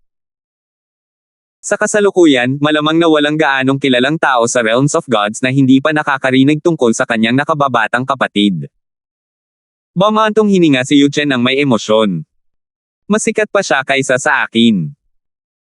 Sa mga miyembro ng paksayo ng Inner Palace, ang katanyagan niya sa iba't ibang Realms of Gods ay pangalawa lamang sa panganay na senior sister. Kasabay nito, si Yu Chen ay natigilan at nalito habang pinapanood ang bagong intermediate supreme god na lumilipad patungo sa kanya. Gusto ba niyang maging katulad ng nakababata kong kapatid? Mukha ba akong madali pantirya? Napakaarte na bata. Turuan kita ng leksyon. Sa kaisipang ito, si Yu Chen, na nakaupo nang nakakross ang mga paa sa paanan ng bundok, ay tumayo at lumipad palabas upang salubungin ang binata. Sa isang kisap mata lang, nakatayo ang dalawa ng magkaharap. Bago pa makapagsalita si Yu Chen, ang binata, na isang bagong intermediate supreme god, ay kumilos at ipinakita ang kanyang lakas. Dahil dito, sa wakas ay napagtanto niya kung bakit ganoon na lamang ang kumpiyansa ng binata. Naging isa na siyang intermediate supreme god, pero napakalakas niya. Teka, itong batas at bloodline power na ito. Nang gamitin ng binata ang kanyang bloodline power, isang pangalan ang lumitaw sa isip ni Yu Chen. Ito ay pangalan ng isang taong sikat sa lahat ng Realms of Gods. Si Yoren, ang walang kapantay na prodigy mula sa Ning clan. Siya ba talaga yan? Hindi niya pinigilan ang kanyang cultivation at sa halip ay nakarating sa kaharian ng isang intermediate supreme god. Hindi ba niya alam na mas mahirap para sa kanya na makapasok sa top 10 sa intermediate supreme god ranking? Hindi nagtagal at nakumpirma ni Yu Chen na ang binata ay si Yoren, ang kababalaghan ng angka ng Ning, na minsang nakilala ang kanyang nakababatang kapatid at muntik nang mapatay ng kanyang nakababatang kapatid. Noong panahong iyon, ang ninuno ng angka ng Ning ang nagligtas sa buhay ni Yoren. Nabalitaan din niya na noong napalibutan at muntik nang mapatay ang kanyang nakababatang kapatid ng isang grupo ng mga intermediate supreme gods, iniligtas ni Yoren ang buhay ng kanyang nakababatang kapatid. Akala ko makakaipon ako ng mga magulong puntos. Hindi ko inaasahan na makakaharap ko siya. Dahil iniligtas niya ang aking nakababatang kapatid, hindi ko siya maaaring patayin. Gayunpaman, hindi ibig sabihin na hindi ko siya maaaring turuan ng leksyon. Nagkataon lang, kahit lumakas na ako, hindi ko pa ito nasusubukan laban sa mga makapangyarihang intermediate supreme gods. Napatawa si Yu Chen nang sa wakas ay nakagawa na siya ng hakbang. Nanatiling tahimik si Yu Chen at hindi ibinunyag ang kanyang pagkakakilanlan. Plano niyang turuan muna ng leksyon si Yoren. Samantala, si Yoren, na nagkusa na umatake, ay nasa magandang mood habang iniisip ang sarili, kahit na na-stabilize na ng lalaking ito ang kanyang cultivation base, mukhang wala pa siyang tiwala sa kanyang lakas. Kung hindi sana siya nagtago sa paanan ng bundok. Sa tingin ko ay mapatay ko siya sa loob ng 3 galaw. Tingnan mo siya na padalos-dalos na sumusugod papunta sa akin. Sa paningin ni Yoren, ang binata na lumilipad patungo sa kanya ay walang pinagkaiba sa isang patay na lalaking naglalakad sa sandaling ito. Gayunpaman, sa sumunod na sandali, nang akala niya ay nakamit na niya ang kalamangan, ang kanyang ekspresyon ay lubhang nagbago. Napagtanto niya na siya ay lubos na nagkamali. Ang kabilang panig ay isang nangungunang intermediate supreme god. Bang! Nagpatuloy ang matinding labanan sa pagitan ng dalawang panggitnang kataas-taasang Diyos. Sa oras na ito, si Alvin ay nasa ibang lugar sa maunlad at magulong rehiyon. Sa mga nakalipas na buwan, nakapatay siya ng ilang mga simpleng kataas-taasang Diyos at dalawang intermediate na kataas-taasang Diyos. Makakakuha siya ng isang chaotic point kapag napatay niya ang isang simpleng supreme god at makakakuha rin siya ng dalawang chaotic point kapag napatay niya ang isang intermediate supreme god. Sa kasalukuyan, nakaipon na siya ng disenteng bilang ng mga magulong puntos. Nakakuha rin ako ng maraming merito sa labanan. Dapat ba akong magbukas ng isang lihim na kaharian para sa kasiyahan? Napangiti si Alvin nang maalala niya kung paano niya ninakaw ang mga gantimpala sa mga sekretong kaharian na binubuo ng maraming tao mula sa isang grupo ng mga tao. Mas malaki pa ang makukuha niya kung magbubukas siya ng isang sekretong kaharian na binubuo ng maraming tao sa maunlad at magulong rehiyon at papatayin ang lahat ng naroon. Gayunpaman, masyado ba akong walang awa? Bahagyang nakaramdam ng pagkakasala si Alvin nang maisip niyang atakihin ang mga tao sa lihim na kaharian. Bukod pa riyan, kung galing sila sa banal na lupain ng mga alay, hindi ako makakakuha ng mga magugulong puntos sa pagpatay sa kanila. Kalimutan na natin yan. Kontento na lang ako sa mga gantimpala mula sa pagpasa sa mga pagsusulit. Iniisip ko kung gagantimpalaan ba ako ng maraming magugulong puntos. Sa huli, gumamit si Alvin ng maraming merito sa labanan upang magbukas ng isang Deca Secret Realm. Ang mga patakaran ay katulad ng mga nauna. Ang mga papasok sa Secret Realm ay maaaring mula sa parehong Realm of Gods ni Alvin o sila ay magiging dalawang grupo ng mga tao mula sa dalawang magkaibang Realms of Gods. Sa pagkakataong ito, hindi ko na sila hahayaang kumilos. Ako na ang gagawa ng lahat ng trabaho sa pagkakataong ito. Papatayin ko ang sinumang maglalakas loob na kumilos. Tutal, hindi tulad ng dati, ang magulong puntos na makukuha ng isang tao sa loob ng lihim na kaharian ay nakadepende sa kung gaano kalaki ang naiambag niya. Salamat po at sinamahan ninyo ako. Ingat lagi mga master.